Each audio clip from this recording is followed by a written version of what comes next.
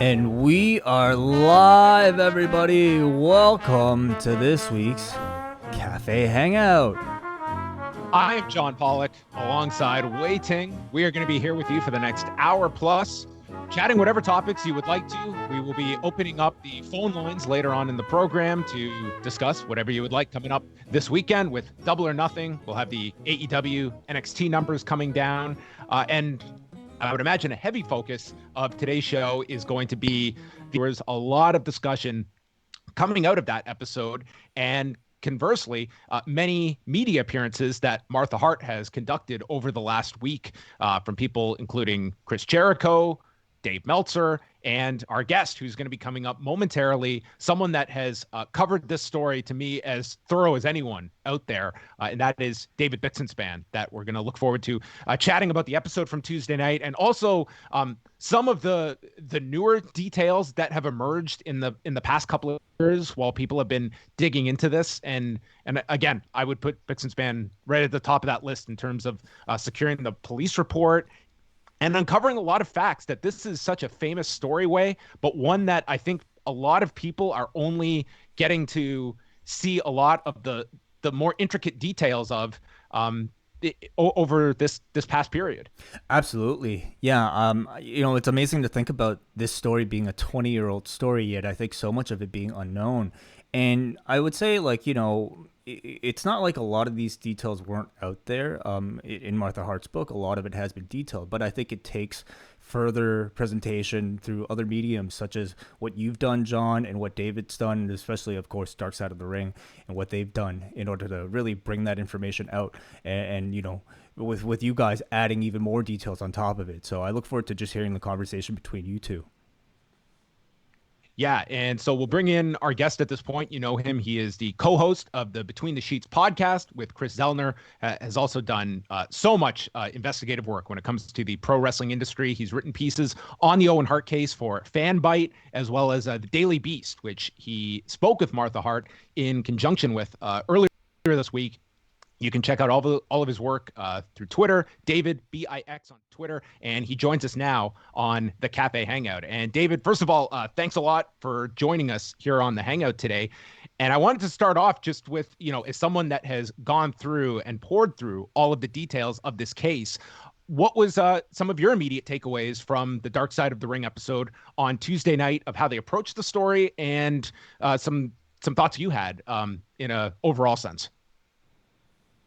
I mean, the big takeaway, I think, was just that overall, just they did a really good job of framing the story, both in terms of what happened, what really happened in terms of the whole background with the negligence and what led to the fall. And then also, towards the end of the episode, doing such a good job framing Martha, Oj, and Athena's objections to the whole WWE Hall of Fame rigmarole. And even as someone who has looked into the case a lot, who has the whole police file, who read all of the documents, at least that are public from the lawsuit that someone was able to get me from the Missouri court's website, and, has read Martha's book, there was still new stuff in the episode. For example, I don't believe she had said in her book that they never proved to a certainty whether or not Owen's rehearsal that day used the quick release snap shackle that was used in the fatal stunt or the more secure locking carabiner. So that was new.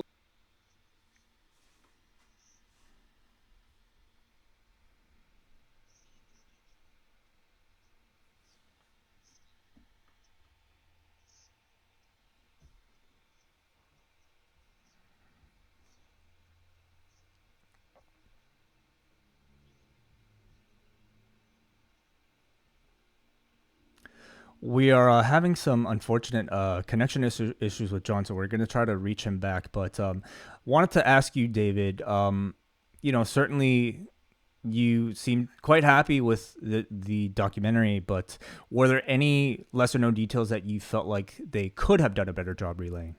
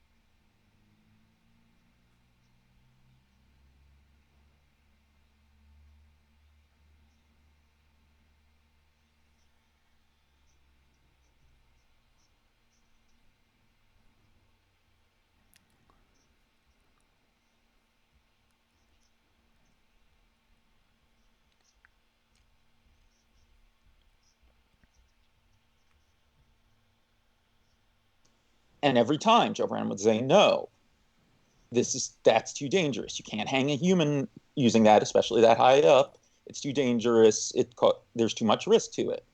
And then what ended up happening it was actually originally supposed to be the Orlando TV the week before, which I think would be or maybe not the week before, because I guess it would be a taped Raw, so I guess a little less than 2 weeks before.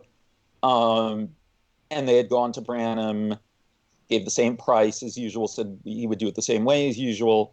Then they told him it wasn't in the budget. He freaks out because he's like, wait a second, Orlando, there are a lot of shoddy riggers there that work at the theme parks, and they may know how to rig something up to a degree, but they don't have a lot of savvy with it, and they don't know how to design stunts.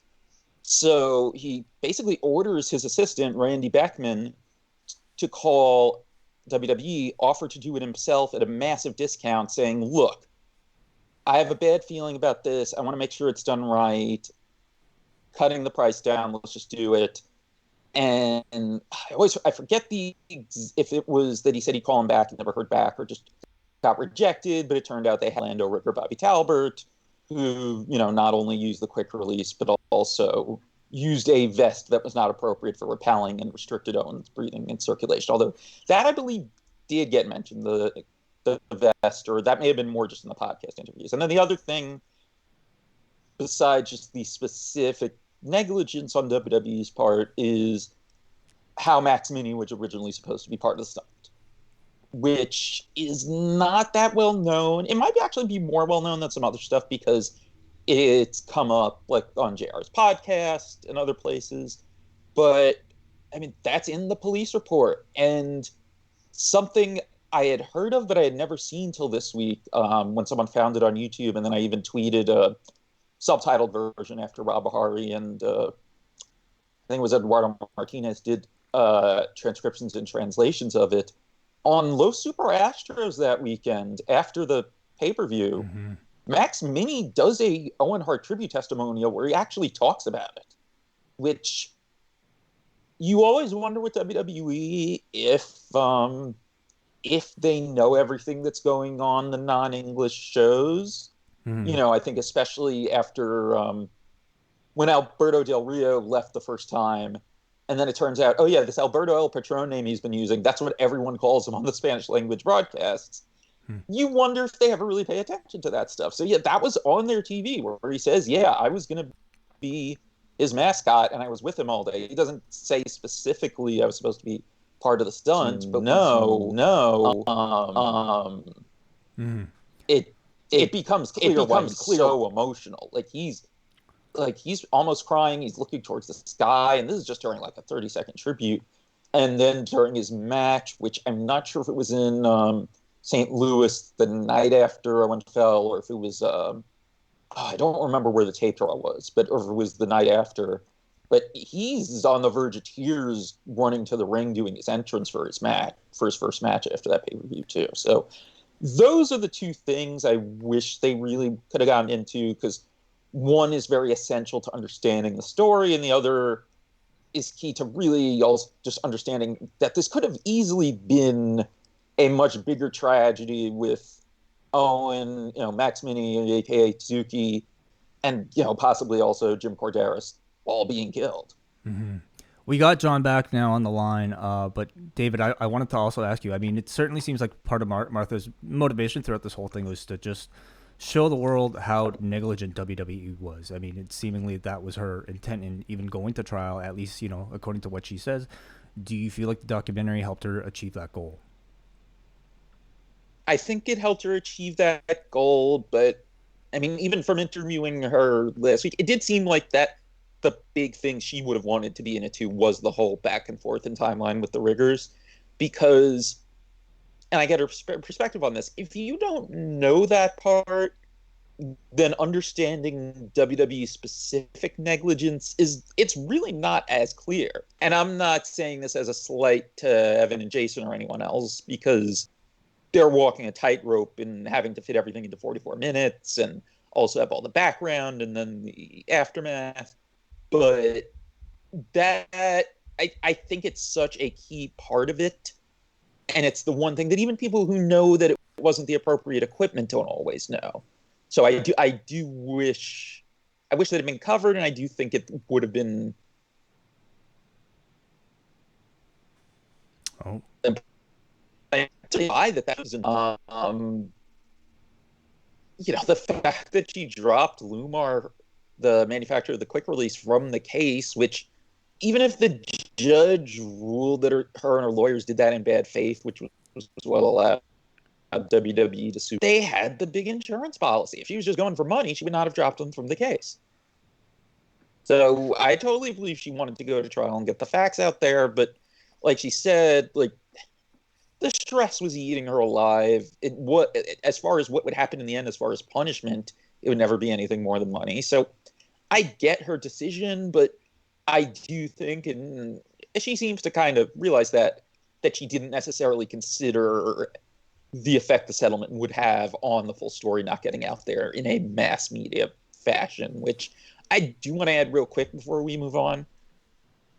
One of the things that really hit me when I got the police report a few months back is anyone could have gotten that pretty much since the case was closed in late July 99. When you consider how big a story this was, at least at first, it is surprising that none of the Kansas City media got it.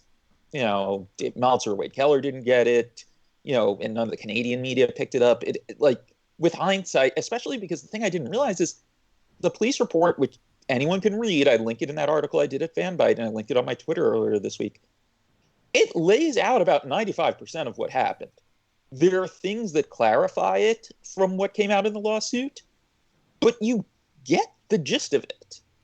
And this story could and should have been out there no later than the summer of 99. In terms of when going through the police report, David, can you talk a little bit about the role of Bobby Talbert and, from what you can gather, he to me is like a key figure that to my knowledge has never spoken about this, and he is, a principal individual involved of the rigging the day of. I mean, he is the main rigger. The thing that needs to be stressed too, because look, I think there are people in WWE that just never, because of what their jobs were and what they would have been privy to, probably never found out that he was never the guy in charge of Sting's stunts and that he had misrepresented himself. So, like, even someone like Vince Russo, who I don't think is telling the whole truth about his, side of everything, which I should also say, Russo's not mentioned in Martha's book. He's not mentioned in the police report. He's barely mentioned any of the public lawsuit stuff. Other than booking a stunt like that in general, people do need to stop blaming Vince Russo. But anyway, Bobby Talbert, I think that also just affected people's perceptions over the year. That this guy had misrepresented himself as the guy in charge of Sting's repelling stunts. It turned out he was just someone who assisted pretty much in just the ones where they had to pull Sting back up, and only 3 times. Like, he was not the guy in charge. Ellis Edwards was WCW Stunt Coordinator, and his main rigger that he would bring in was Barry Brazel. Now, I should mention Barry Brazel did recommend Talbert to WWE. Whether or not he knew that he didn't really have the requisite know-how, I have no idea. I don't know how much he had worked with him outside of those 3 occasions, but I mean, he bears some at least small degree of fault in this too, because he is the one that recommended Talbert to WWE, and then Talbert, he did misrepresent himself to WWE. I don't think it ever came out when WWE knew that he had misrepresented himself, because their narrative for a while was this is the same team that did Sting stunts doing it the same way, when it turned out neither of those things were true. And then it turns out like he just really didn't have a good idea what he was doing. I don't know how much experience he had at the time, but not only did he use the worst possible choice as far as the actual rigging with the quick release, you know, he used the wrong type of vest too. He used a jerk vest which is mainly used for either dragging someone like behind a car or kind of like basically for someone getting John Wooed, like when they're kind of yanked diagonally. That's what a jerk vest is. But the way it's designed, someone shouldn't be hanging in it because it cuts off circulation and breathing, which is believed to be why Owen was immediately adjusting his cape. And then in adjusting his cape, what's believed to happen is that because Talbert did not put enough slack in the release cord he tied to the quick release, that the cape caught in it and triggered the release. And to me as well, watching this episode, like it goes to a larger discussion about, okay, we have this horrific example of negligence that leads to the ultimate tragedy, and we fast forward to today of what like the oversight is in these kinds of situations. And you go back to a couple of years ago when Sami Zayn talked about that Hell in a Cell stunt with Kevin Owens and kind of had that same thought, like we are being asked to do things that are sometimes, I'm paraphrasing, but beyond what we are capable. We are not stuntmen. And this is something where a commission necessarily is going to oversee this. These performers are not part of any kind of stuntman association. It's largely left to the WWE to oversee all of these stunts that, increased after Owen. If you want to look at Shane McMahon examples and other performers as well, that there's nothing stopping WWE other than their own internal decisions to lower a person from the ceiling next week if they wanted to. And that to me is like, there's still like that lack of protection to me of the performers if the WWE had their desire to do some dangerous stunt that we see many examples of on a yearly basis. Yeah, and I mean, even going back to then too, as far as I know, WWE never had a stunt coordinator until they signed Ellis Edwards a year or so after WCW closed. And I don't know if they still do have someone in that formal role. I mean, it didn't really hit me to think about it that much until last night, so I haven't asked. But that is they really should have like a trained Hollywood stunt person that works full time for them. Because they have someone like Richie Posner who does the props and, as best as I can tell, is incredible at it and making gimmick stuff. But that doesn't all work together, though. I mean, with the example you give with, Kevin Owens, Shane McMahon, and all that, like, their job is not to hit a specific mark on a stunt. That's not pro wrestling. Some have been skilled enough that they're able to do it on something that's kind of above and beyond. I think besides, being able to hit the, modified crash pad version of the announce table dead center from the higher Hell in a Cell. Not just that, but then even, I forget which of the Lucha Underground produced. I think it was Eric Van Wagenen a week or two ago, tweeted a clip of a rehearsal run through that Angelico did of that balcony dive from Lucha Underground. Right.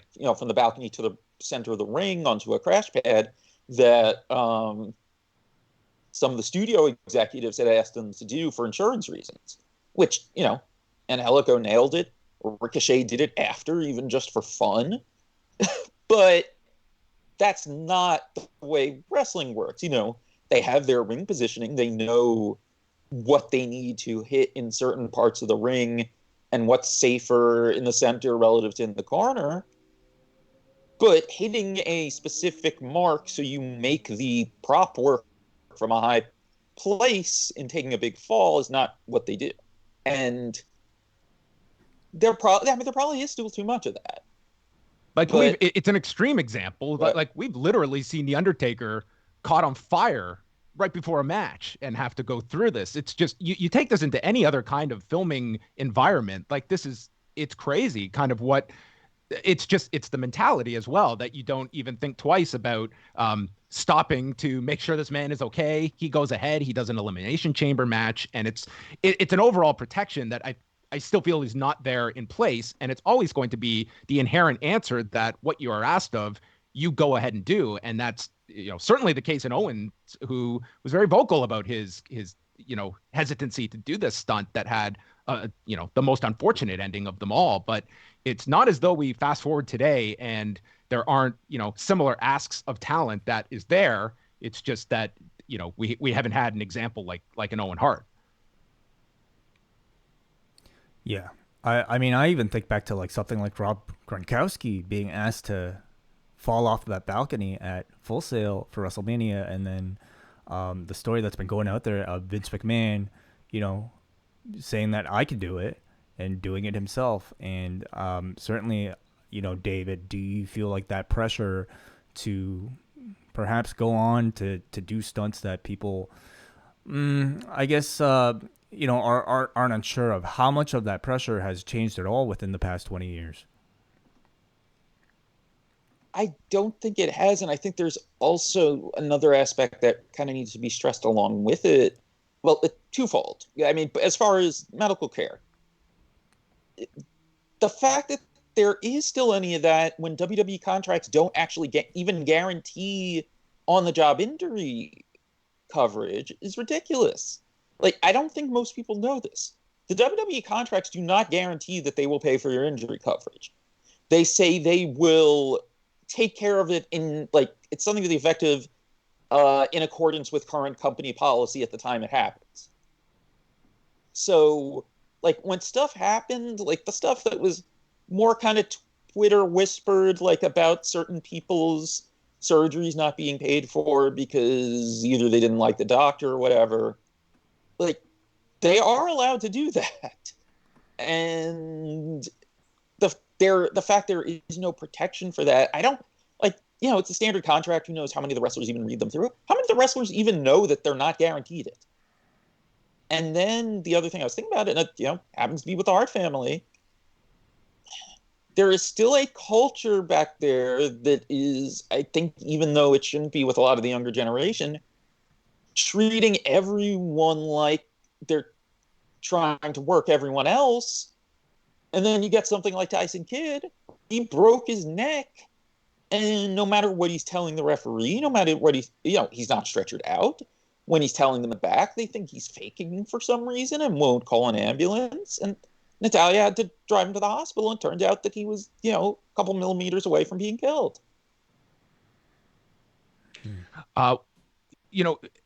Given like this case, so much of this, Broken Hearts is like an essential read. I think that's a book that kind of went under a lot of people's radar at the time. But if you wanted to know what this case would have looked like if it went to court, like that is like their entire side. She does an incredible amount of research, which makes the Jerry McDivitt statement this week like laughable. But that's another subject. But as you have gone in as much depth as possible, are there like glaring questions you still have? Because it's a case that, I mean, we can pretty much piece together like a pretty solid picture of what went on, but are there those glaring questions you still have at the end of this? The most immediate one is one you guys have talked about, in the last year or so, which is why didn't the police stop the show? I mean, it's not something as far as the fall itself, but it really doesn't make any sense. For as much as there's been the argument for 21 years about WWE making the decision to keep the show going, it shouldn't have even been in their hands. It was either, if you want to use the word potential in front of it or not, it was a crime scene. And it's just bizarre. And I don't think there's ever been an answer as to why. I highly doubt that if someone asked now, the Kansas City Police Department would either be willing to or maybe even able to give an answer. So, I mean, that's the big one. As far as the actual fall and everything that happened, I'd be curious to know the actual verbiage of what was asked of Bobby Talbert and previously Joe Branham. Mm-hmm. Because one thing I didn't realize until getting the police report and looking at what Tom DeWeer of the International Stunt Association told the police when one of the detectives went to Hollywood and kind of went over everything with him, and they did some tests with him and an associate of his. Even for what WWE wanted, it was still the worst possible option. they could have used multiple clips. They could have used at least two, one on the left, one on the right. They could have used a three-ring release, which is what's used in parachutes and can be adjusted so it requires this very deliberate, big pull. And also, I didn't realize this until last night when I was just asking people for help finding certain Sting videos. I asked on Twitter, the times that it looks like Sting might be using a quick release, and we should know too, it confuses everything, and I don't know which times it was or why they made the decision, because we don't have Ellis Edwards' entire deposition. But they did use the same quick release for Sting at times, but they used at least two. Yeah. But if you look closely, there are times though where Sting is using the locking carabiner, and there was a rigger who replied to me on Twitter kind of explaining this. You'll see there's a little twist when he's unhooking himself. That's because he did have a locking carabiner. It's just because he had gone through 2 months of training, and they had a real stunt coordinator that oversaw the contractors, that he had gotten really good at undoing it. So I'd like to know, did WWE know there was a specific item they were looking for? Or was it just what's the quickest way that he could get out of this? And then again, did Bobby Talbert interpret that a certain way? Or was there something specific that he was told to use, so he used it? That to me would be very interesting, because, I would think someone with more experience would have either used a better option, even within giving control of the stunt to him, which they you're not supposed to do. But if you're going to do it, there are multiple better options. That's something, and I don't think we'll ever know, because it's not like Bobby Talbert will give interviews, I would think. I've never tried, but they never even got to depose him in the lawsuit.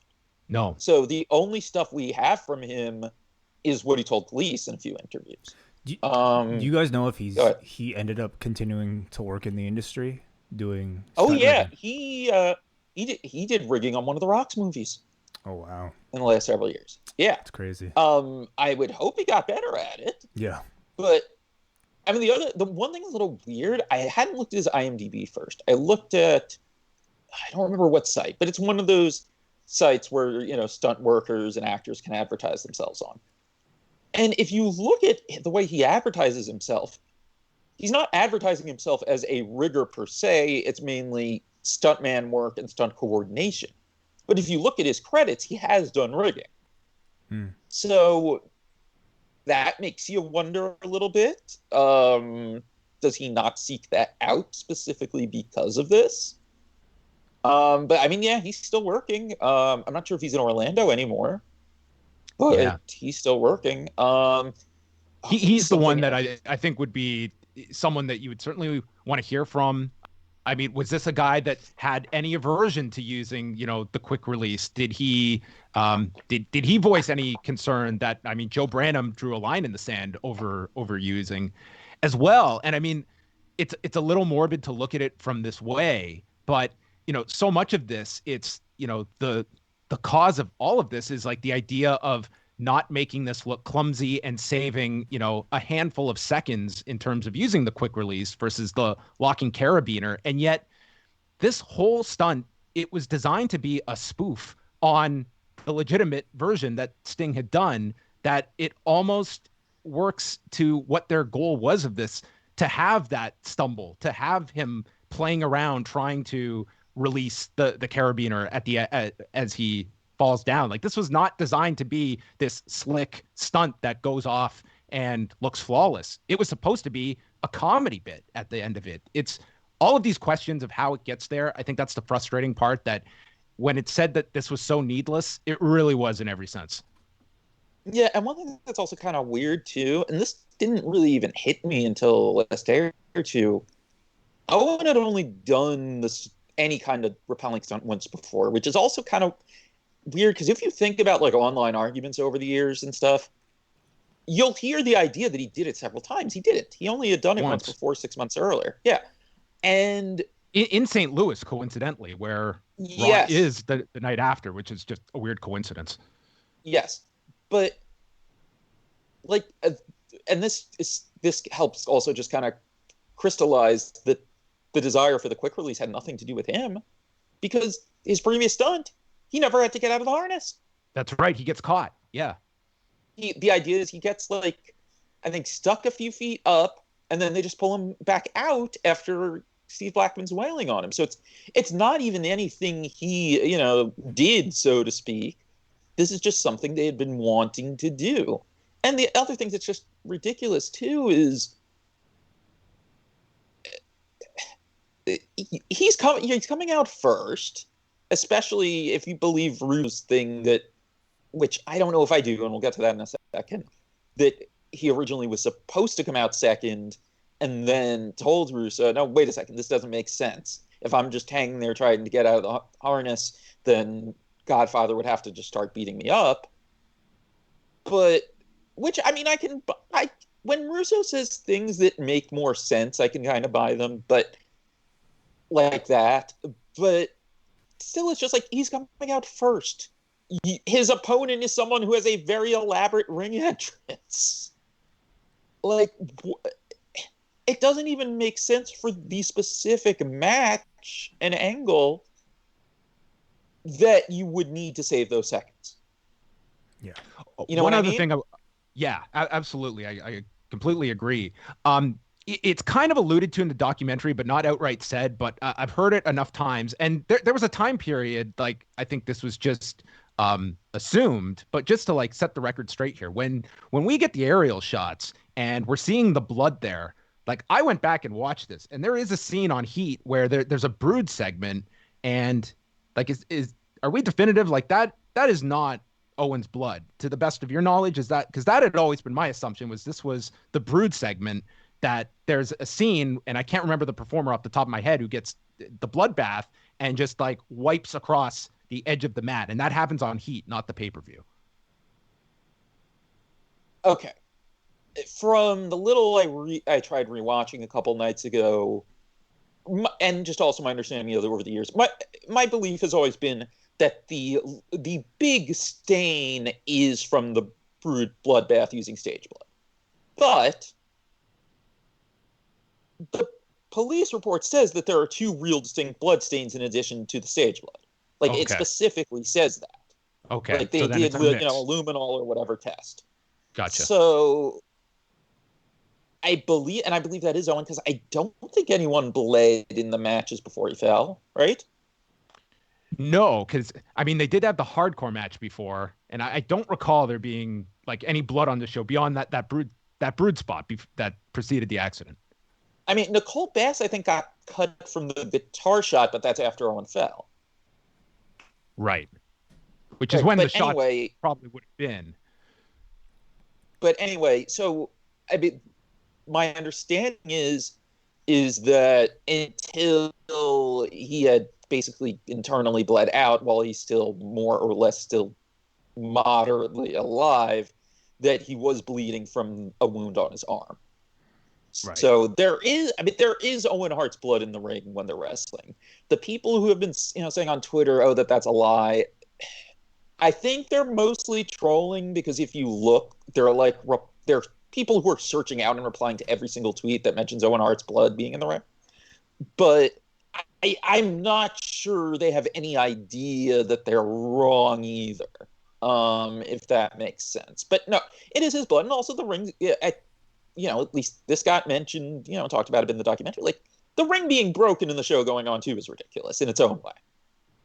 Completely. Do you have the faith that today that show 1000% stops immediately?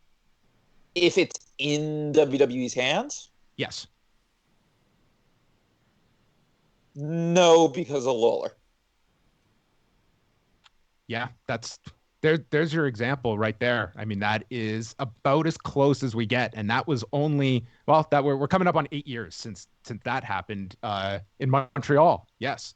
So I mean, it's it's a question I've had as well, that in WWE's hands, do they stop? And I can't say that confidently, not at all, that they necessarily No, stop.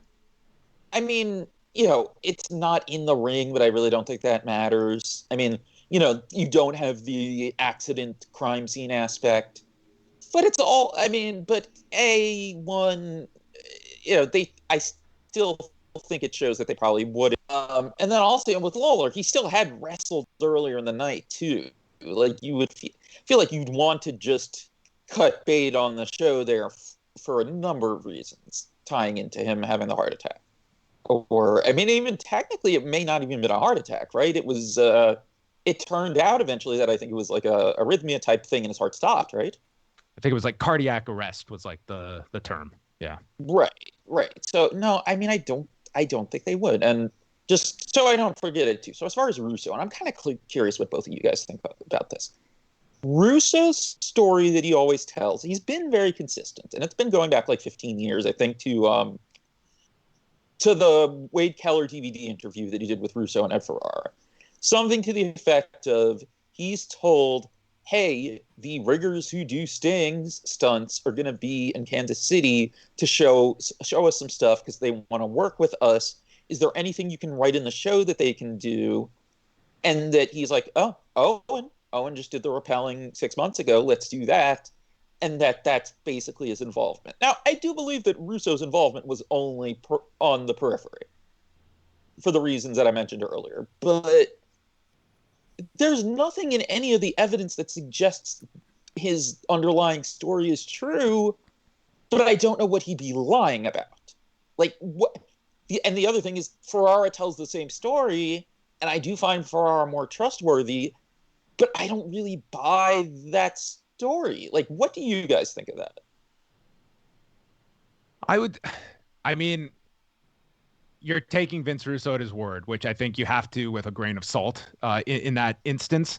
I have never held like Russo kind of his feet to the fire on this story. Like if at absolutely you look at this, like if this was his brainchild, okay, let's go to that extreme that he was the one who thought this up, wrote it into the script.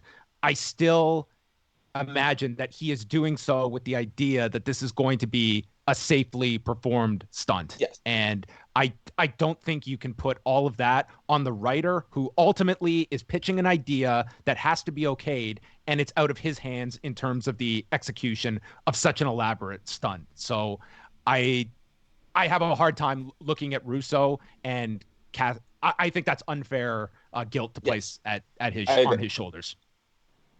Yeah. But in terms of being told that, I mean that's Russo's story, and it's like I can't take that as gospel either.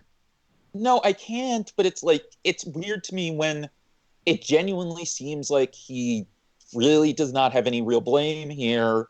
Like, but the fact that Ferrara also backs him up, like, is it just as simple as just plain, just even though they didn't really do anything like at fault, like just guilt on their part because they consider themselves the ones who put him in the initial situation? I'm sure there's something to that. I think that anyone involved with that, from concept to execution, I mean, probably, has to assume some of that internally afterward. I don't know if that is their way of looking at what caused this. I mean, I don't dismiss it outright that they were told, hey, we want to come up with like that. It was, instead of coming out of like their thought process, that it was an idea. Hey, incorporate this. I don't dismiss it out of hand, but I can't really get into like the motive of them if they are not being accurate to what the rationale behind that would be, because I think a lot of people that if you look at this case, I think that the writers, it's like once the idea comes out, it's like that's kind of out of their purview at that point when it comes to the execution of this. Much like, I mean, that's another part of all of this is that you look at, like, it's not as though they tone down the risk level for a lot of the Shane McMahon stunts, even, the No Way Out 2000 stunt with Mick Foley. Like that's considered, the safe version of a Hell in a Cell stunt for him.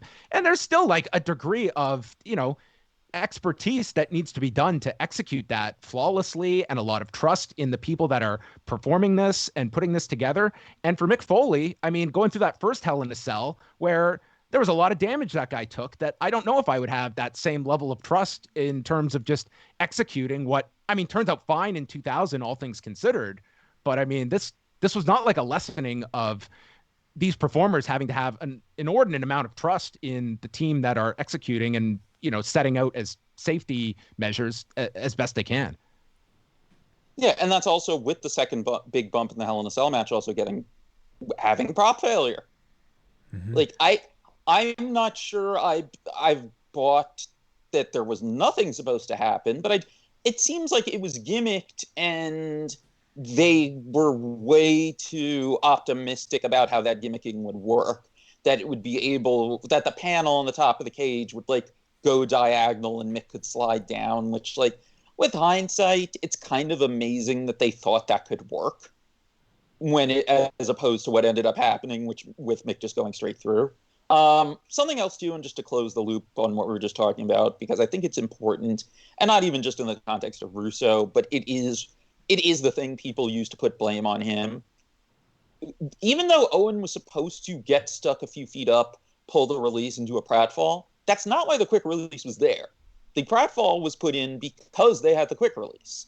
The quick release, you know, as discussed before, was something they had just been trying to get for a while for stupid production concerns. So I get why people have had that misconception, but it's not what happened. It was just something that was there because it was like, oh, we have this quick release now.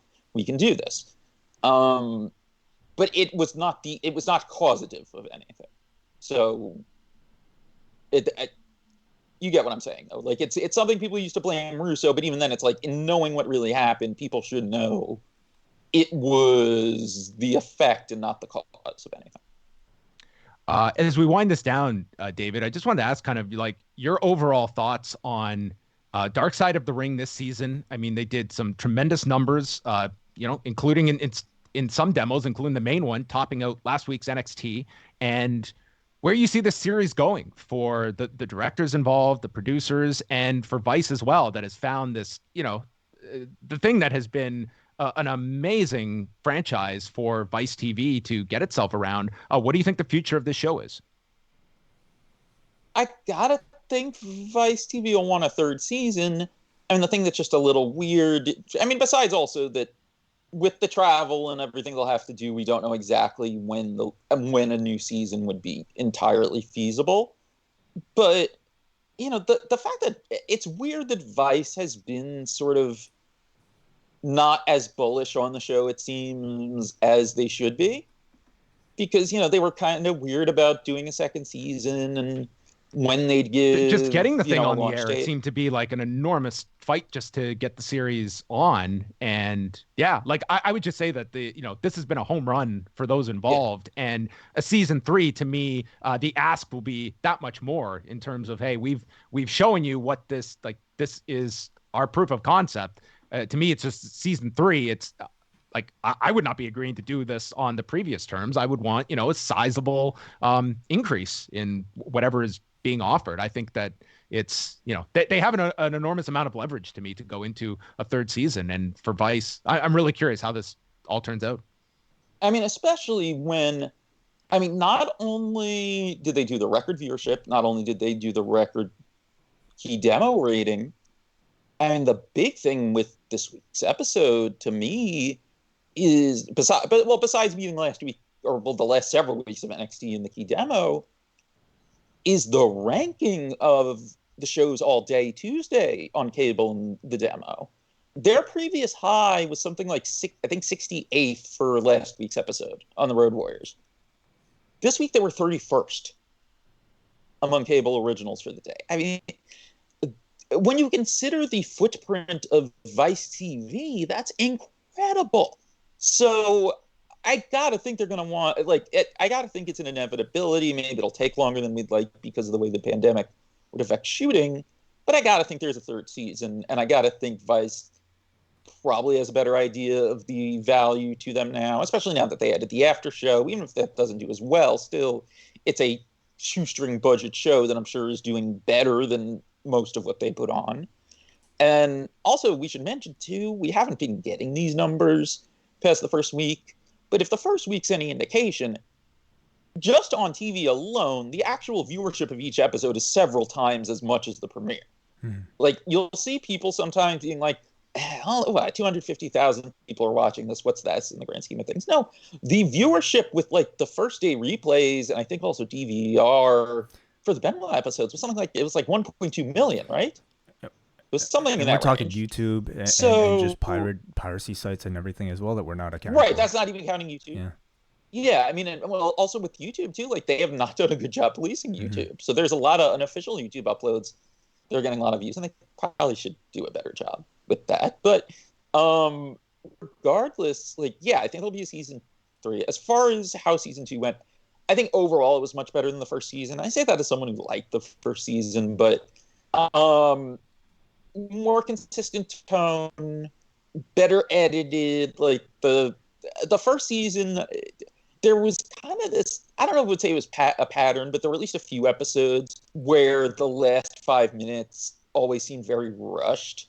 That wasn't an issue. They seemed to ground the show more. They seemed to get a better balance of, if we don't have new information per se, always grounding in the emotions of the people it affected. Just overall, I think it was just a more finely executed show because they had kind of, found their voice. They had the feedback from the first season, which they obviously didn't have going in. So I think they did a better job. And, like I said, kind of in the lead for my Daily Beast article earlier in the week, I mean, they've brought a lot of, sunshine to a lot of stuff that I think a lot of fans watching had never heard of before. And, I mean, that's pretty big when you consider the topics being covered. So, I mean, I think they're doing a good thing. I think it's frustrating that there are so many, like, when I say this, I'm saying, like, self-identified WWE fans who see covering anything that reflects negatively on the company as a hit piece, or I even saw people use the word propaganda, which is amazing in context, but it sucks that there's still that element, and we could probably go on for days just talking about the negative reaction to the show and the Martha interviews, but I don't think it's worth talking that much about. But I really liked how the show was this season. And I mean, there's part of me that wishes the way that they could do the first season episodes over, to kind of smooth out the imperfections that weren't really in this season's episodes, excuse me. But I mean, I'm really happy with it. I'm looking forward to whatever they do with season 3. Well, Bix, you were correct in assuming we would need more than 15 minutes to chat about this. So you've been very generous with your time. How did you think that would be enough? I was being courteous of your time. I hate being one to ask for a marathon session, but we'll definitely have to get you back on. Your reporting on this story and so many have been excellent. Where do you want to direct everybody to go follow all of your work? And do you have anything down in the pipeline regarding Owen? Because there is this documentary that, to my knowledge, is still going forward that will probably resurface a lot of these stories whenever that comes out. I mean, to take that one first, I've been thinking about maybe, and I don't even know where I would publish it, because I would probably want to pitch it to someone because I'd want it to have, like, good SEO. I feel like someone needs to write, like, a frequently asked questions thing about it that just lays everything out topic by topic as opposed to being a narrative. Like, even though, like, the article I did a year ago for Deadspin did incredibly well, a lot of people read it, like, there are going to be people who aren't going to read even, like, a 2,500 word article, but they might, like, see, like, frequently asked questions and be like, oh, okay, I can scroll down to the one thing and whatever. So there's part of me that wants to do something like that, and also then go back into the newspaper articles and the newsletters and kind of trace back what WWE was saying at the time and that kind of thing, because I feel like some of that's gotten lost. Like, Martha mentioning in the Wrestling Observer Radio interview she did yesterday that WWE just said they paid for the funeral when they didn't. That type of thing. So I feel like there's a lot that kind of would be kind of rediscovered, but also bet maybe to a lot of fans be more accessible in that form. So I'm wanting to maybe do something like that, and there's part of me that wants to maybe write some kind of article that would talk to Joe Branham and maybe seek out some of the other stunt people. But I mean, that's nothing I'm like committed to. And then I have some other stuff that is in the pipeline, but nothing I want to say this second. But everyone can follow me on Twitter at David Bix, as John mentioned earlier. Between the Sheets, you can check out every Monday, wherever podcasts are found, betweenthesheetspod.com covers a week in wrestling history as it was covered in the newsletters. In-depth, very long podcast every week. And we also have our Patreon at patreon.com/betweenthe-sheets, where we do an individual topic and we do a deep dive. And we put up a couple of those in the last several weeks so people can kind of see what they're like. We put up the first part we did when we did our GWF series, kind of going over all the like Nigerian scam stuff in its origins. And then we also put up both of our parts together on Herb Abrams' EWF, where I mean, if you liked the Dark Side episode, this is about, well, actually without commercials, probably about 8 times as long. So it covers basically everything. Everything from him like threatening to sue Mike Sawyer, for talking about him bouncing checks on a 900 number and just all sorts of weird stuff. So you can check that out as well. And then I also I need to put stuff up on it a little more often, but I have a blog on Substack, babyfacevheel.com. Babyface versus is in vsheel.com should work too. But I'll put stuff up there, and I'll put up some, if you do a paid subscription, some exclusive stuff as well, like with the steroid trial and all that. So I basically, if there's something I just kind of want to quickly throw together, or if there's something that I don't really think I could pitch, or is too granular or too geeky within my own milieu, it'll go up there. And I did put something up earlier in this week, kind of because I had not gotten to go in depth in it before, on the whole the thing I mentioned earlier with the International Stunt Association guy going, and like how he explained that the quick release with Owen was even the worst option for what WWE was trying to do. So that's there. I think that's it for now. I will be. I know people keep asking me about it. I'm going to be launching a podcast there too, where it's going to be like a different topic, kind of along those lines. Law, crime, whatever. And I do have a few episodes banked, but it's been delayed by a few different things I'm doing. But that is coming soon. So thank you guys for having me again, though. Oh, we appreciate it. We'll definitely have to have you back on sometime. Thanks. Fantastic reporting on this story and just at large as well. So thanks so much for this time, and we'll definitely chat with you soon, Bix. Thanks again. Thanks, guys. All right, that was David Bixenspan. You can follow him on Twitter, David Bix. And Wai, at this point, I think we can open up the phone lines if people want to chat about any of the subjects that we were covering over the last hour regarding the Owen Hart story. Those are welcome.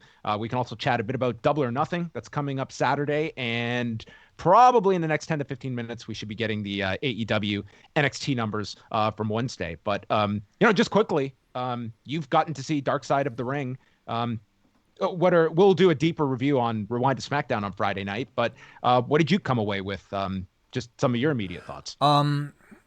It's an incredibly it's something I definitely found myself putting off watching, because I think how difficult of a topic it was going to be, and certainly it was. But after watching it, I certainly, with the combination of, I think, your great audio documentary, which I would recommend everybody re-listen to this point, really just kind of like reaffirmed just how much little I think was out there in the public. The post-wrestling. Everybody wants to get in on this. So anyway, we'll share our thoughts a little bit more on Rewind to SmackDown this upcoming Friday. But I want to take this time to hear from all of you guys who have something to say about it. And I do have to repeat that we only have one phone line. So please call back if you aren't being reached. And before we do that, let me just do my best here to bring up. Also, when we get the calls, I want to try and get to as many as we can. So let's try and just get your question or thought in, and we want to just fit as many as we can in because we got about 15, 20 minutes left here. Okay, we go to our first caller. Hey, this is a video call. State your name and where you're calling from. What's up, John and Wai? This is Aaron from Cincinnati. Hey, Aaron. Longtime listener, 10 years or so. Visited Toronto with my family. The first thing I had to do was go drop off some gift cards, you boys. Oh, man, thank you. No worries. And I've been, at home, obviously a lot. So kind of coming off that heavy conversation, just kind of, Wai, I saw something on your Instagram yesterday making some kind of food. What's some of your go-to meals, man? Like I'm desperate for some new recipes, some new ideas. I'm just like burnt out on salads and all that kind of stuff. I appreciate the call. What you saw was an omurice, which is just a dish I picked up during my time in Japan. Really, it's just fried rice and an omelet on top, as simple as that, and a bit of ketchup. So, Delicious. I highly recommend it. Really, the trick is making sure that omelet is nice and soft and covers the entire surface area of your fried rice, John. I could tell that was the key because it took me a second to even recognize that was an omelet. But yes, that looks good. Actually, Wai's latest dish he's working on is the UWF Mondo Guerrero Taco Grande special. Actually, I think Wai's trying that one out. With sriracha. That's right. Do you have a wrestling question on your mind, or was it just the food? No wrestling question, man. I love it. I love it. We'll take food questions as well. That's great. Thank you so much. Appreciate it. Talk soon, guys. See ya. Alrighty. I like that. We go up next to, I believe this is just a standard audio call, but Alex, are you on the line? Alex, you might be muted right now. If you are, you can unmute yourself and join us on the phone call. Is that That is better. How you doing, Alex? What's on your mind? There we go. Sorry about that. I don't really know what to add to the conversation. Last guy stole my "What's your favorite food?" question, and David Bixenspan covered everything there is about Owen Hart. But there we go. It was just a quick one because, as you say, you want to get to a lot of people. But do you think we're at a peak time for like wrestling documentaries at the moment, with like The Last Ride coming out, this on Vice? A lot of people called like the ECW, DVD is like the peak of WWE produced ones, but I think it could be a pretty good time. I find it more interesting in the product, to be honest, like in ring right now. Peak time is I don't really know how to classify that, because certainly if you're talking about like the most famous wrestling documentaries, I would argue that the late 90s were your peak time with Wrestling with Shadows and Beyond the Mat. Now there's certainly more of an abundance of them, many of them being produced by WWE themselves, which, that's one thing I'm really happy about Dark Side of the Ring being as successful as it is. It gives voice to, like painting pro wrestling history with well-produced, high-quality, researched topics that aren't just produced by WWE. We have an independent voice now that is really shedding light on these topics that, WWE has no control over, which is fantastic. Yeah, there's a great deal of difference between like an in-house, like all you need to do on Tuesday night is flip between Dark Side of the Ring and the Ruthless Aggression episode on FS1, and there's your contrast. I mean, they're to me two completely separate things. No, excellent. Cheers, guys. Thanks a lot. Thanks very much, Alex. For the call. Cool. Thanks, man. Skype us anytime, everybody. Phone lines are open right now, and I think we're going to continue taking as many calls as we can before we get our ratings. But our man Neil, are you there? Our man Neil, Hello. How you doing? I'm doing really well, thanks. How are you, Wai? I'm not bad, man. What's going on?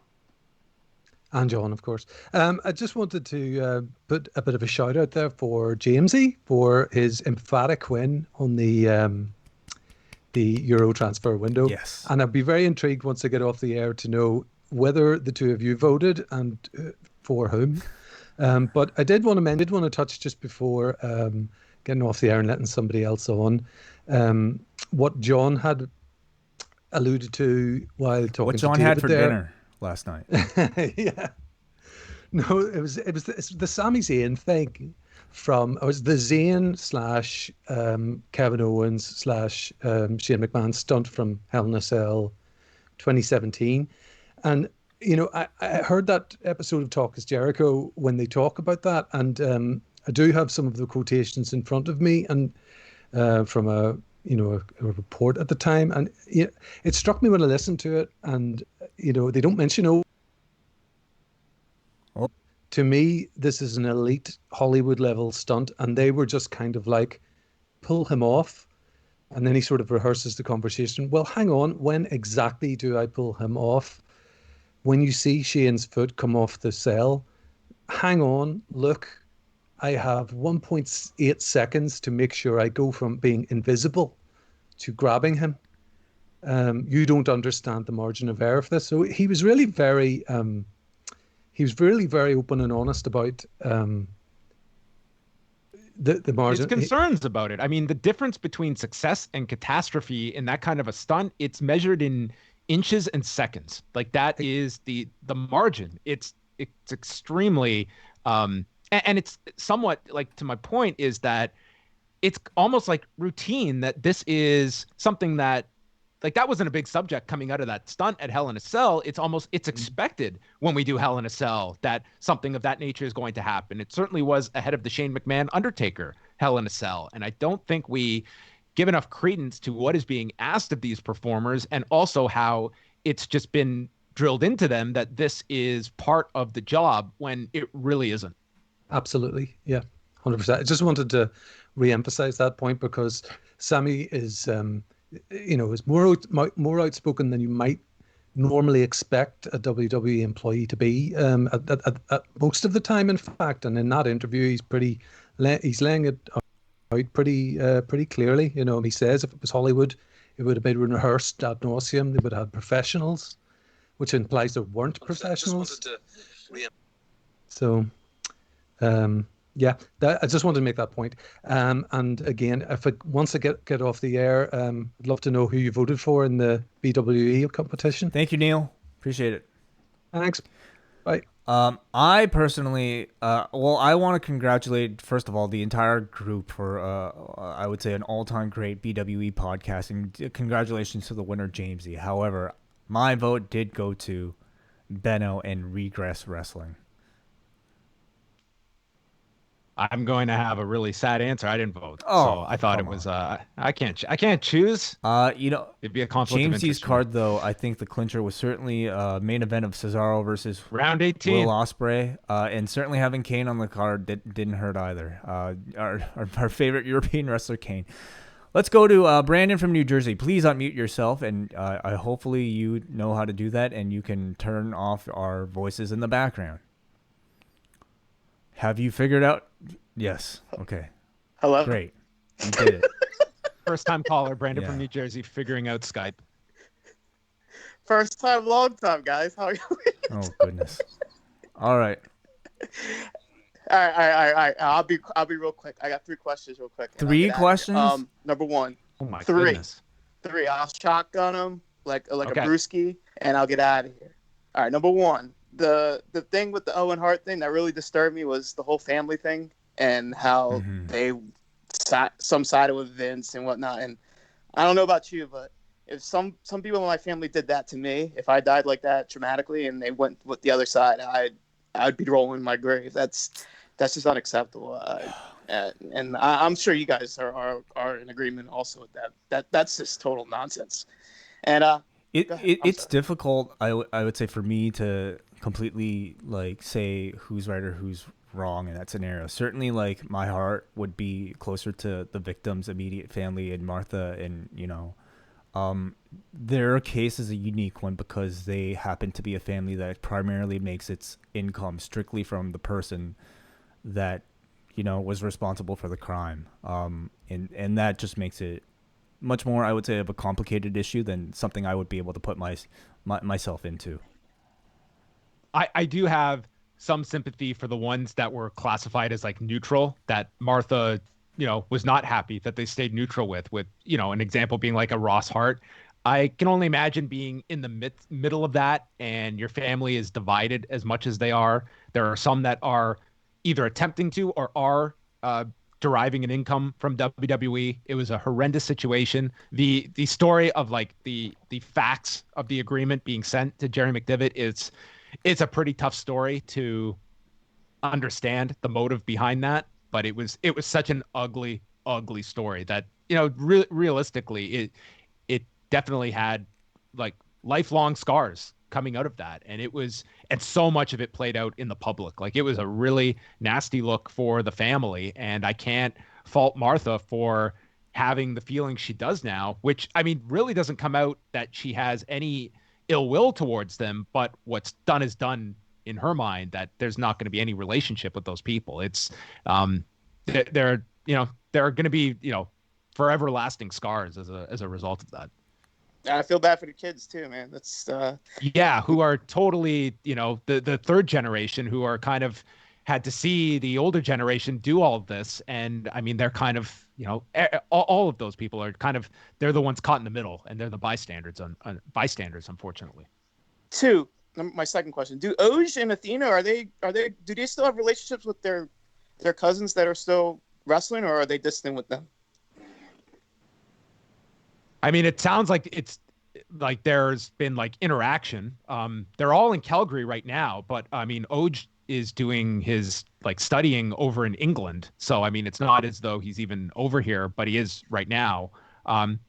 It sounds like from Martha's interviews that there are occasional times that they run into family members in town and they're cordial, but it doesn't sound like there's any real deep relationships. But I mean, I can't speak for like Oj and Athena if there's, contact with the grandchildren or others. Like maybe there is some, but yeah, it's kind of unknown beyond kind of what's been said in the last week or two.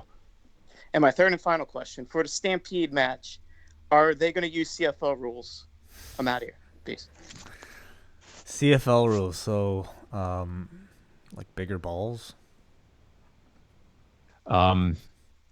Does that mean they're going to be going to the government asking for $150 million at the end, like the CFL is currently? Maybe this match will be radically Canadian. Yeah. Maybe that'll be Chris Jericho's tagline. Radically Canadian? Right. Yeah. Yeah. Okay. Last call before we get to our ratings, if they're out there yet. But caller, you're currently muted, but please unmute yourself and tell us what is on your mind. Hey, what's up, guys? This is Jesse from Queens, New York. How you guys doing? Hey, Jesse. Hey, Jesse. How are you? Good. I'm a long-time listener, first-time caller. I'll try to be quick. So, first off, the fact there's no baseball on, I want to thank John because I have the next best thing, which is a baseball mogul. He mentioned it in the podcast. And yeah, so, finals are over. Been playing it. So, thank you for putting me onto that. No problem. Glad I could be of assistance. And as far as this week in wrestling goes, with the Owen Hart documentary and with the passing of Shad Gaspard, I think kind of brings to light to me as a fan, especially that the WWE is just not a morally good company with the way they've handled, or with the way they handled Owen Hart passing. And it was a crime scene, but they kept the show going. And just looking at the character that Shad Gaspard portrayed and other characters around that time and just about the history, it just makes me as a fan not want to support them anymore. And it sucks because WWE it's a good time. You go to their live shows, but just I can't go there with a good conscience anymore. And I kind of want to get your thoughts on that. Thank you. Thank you, Jesse.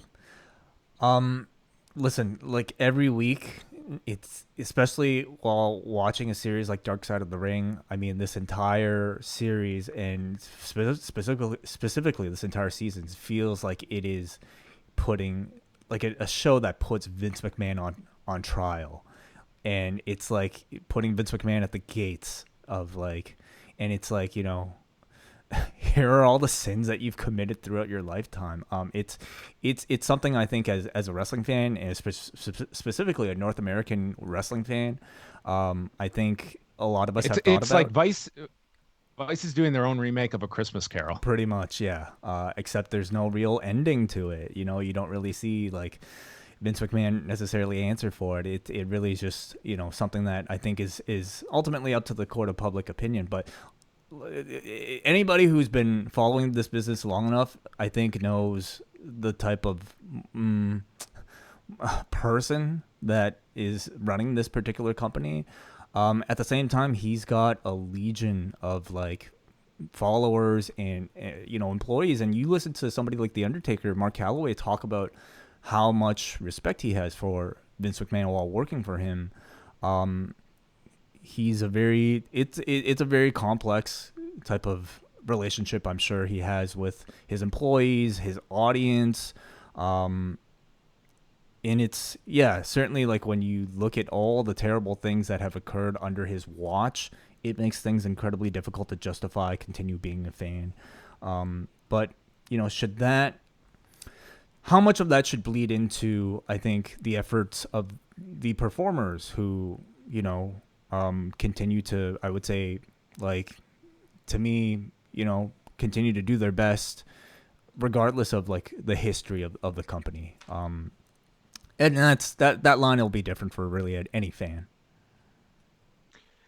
I think that's always going to be that is the transaction. It is, what are you comfortable with, like some of the more questionable actions of this company versus the entertainment I receive in return for that fandom that I put into this company. And for a lot of people, they can either separate the good from the bad, they can ignore the bad, or they just begrudgingly acknowledge it, or just understand that, yes, this is a company that has a lot that you can pile up that does not put it in a shining light, but I still get an enjoyment out of that product. A month ago, we were talking about all of the cuts during the midst of a pandemic, and the belief that, listen, this is a publicly traded company that has an obligation to its shareholders. And if you want to view this company in that kind of a relationship, then that is, many people may not be seeking this to be a company that has the interest and fairness of their employees and independent contractors at the top of their priority list. It's that's always a justification that you're going to have to make. And sometimes it's very messy when it comes to your fandom and questioning that. And that goes beyond WWE as well. Ratings are in. AEW on Wednesday did 701,000 viewers, 0.26 in the demo, 7th for the night among cable programming. Meanwhile, NXT was 53rd with 592,000 viewers and a 0.13 in the key demo. So once again, Dark Side of the Ring topping NXT this week. And AEW was up this week. They did 654 last week. NXT was down this week after doing 604 last week. So down slightly, down 12,000 viewers. Any of that surprise you, John?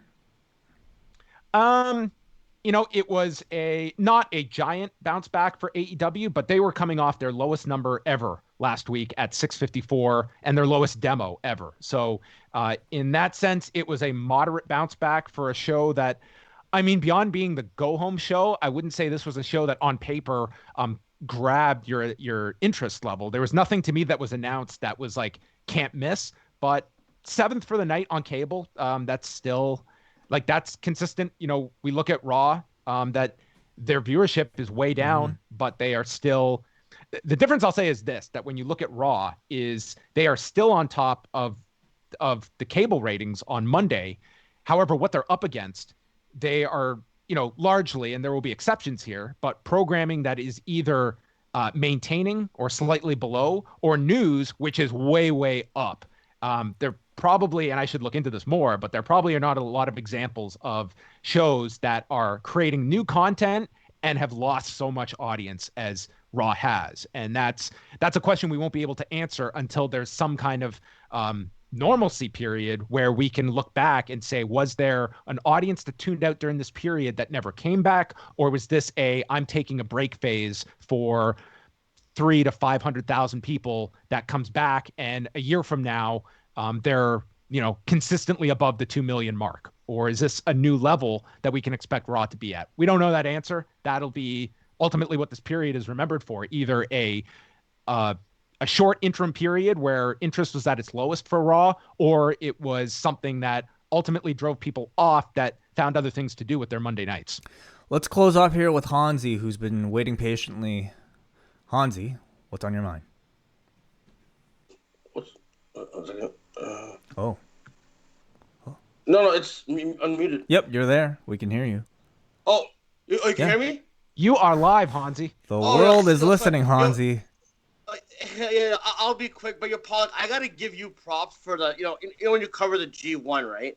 I never take into consideration, kind of take it for granted that you have all these things tallied up, and it's kind of a testament to see how WWE audience would do with the G1 kind of mini, because I try to figure out like who's on top of the leaderboard in NXT, and I can't even do the math. Like, it's just basic math has fucked me up. So I gotta give you props for all the years that you've any one of you guys have done the G1 and how you figure out like the different scoring board. Because even with this mini one, I can't even do it. But again, I'll leave you with the Owen Hart stuff. I mean, everyone said what they had to say. I'll let you guys do the review on Friday. I'll leave you this, that I'm looking, even though the Go Home show wasn't the greatest Go Home show for AEW, I am going to order the pay-per-view. I do think they sold me on enough that, with the Cody and the Lance Archer and the Stampede match.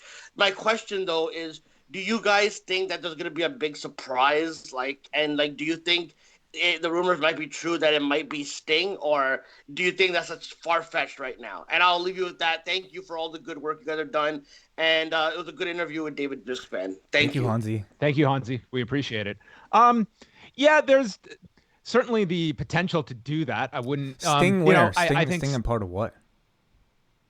Oh, clearly he's got to be in that ladder match, right? Yeah. Yeah, you could do it. I guess the question is, like, what is the end point with Sting? Like, is it to do one big match at some point? I hope not. And ultimately, it's going to bring about the questions of, him health-wise. That is like, the guy's 61. You know what I mean? And WWE, after the Seth Rollins match, they were never putting that guy in a ring again. So I don't know. It's there. To me, it's something that I don't know if I'd be playing that card right now if I was AEW, but it to me, like, using Sting for let's just say they want to bring him in for 3 months.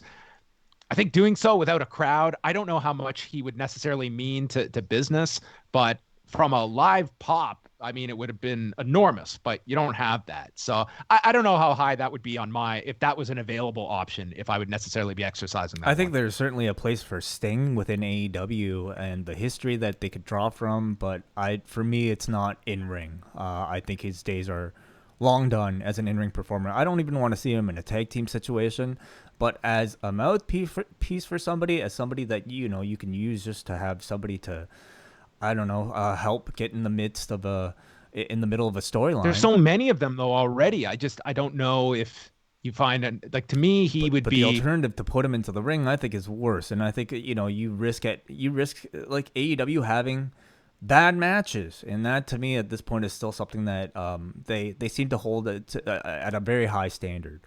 So beyond that, of course, Mike Tyson is going to, I guess, you and I will do a bigger preview of Double or Nothing, perhaps also on Rewind to SmackDown. There was a lot we probably wanted to get to. I also though just wanted to talk about how Hansi mentioned like the round robin tallying that they did on NXT. I definitely agree that they could have done a better job, I think, catching the audience up on what these points were and specifically what they mean. Going into that last match with Kushida and Drake Maverick, I don't feel like they really did a good job setting out the scenario of what would happen if this guy won versus if this guy won, what the possibilities are. To me, that's part of the fun of the G1. When you get to the finals, thinking about all the possible like nerdy scenarios, and for whatever reason, they just never really hit on that, which I'm a little bit disappointed by, but nonetheless, they did get to a 3-way tie here in Group A, and next week they're doing a tiebreaker between Kushida, Jake Atlas, and also Drake Maverick. So we shall see what the winner is, who will go on to face El Hijo del Fantasma for the Cruiserweight Interim Championship. All right. That's going to bring an end to the show. So I want to thank all of our callers who called in over the last half hour or so, as well as David Bixenspan for joining us for an extended chat. That was great stuff, chatting about the Owen Hart case from a lot of different angles.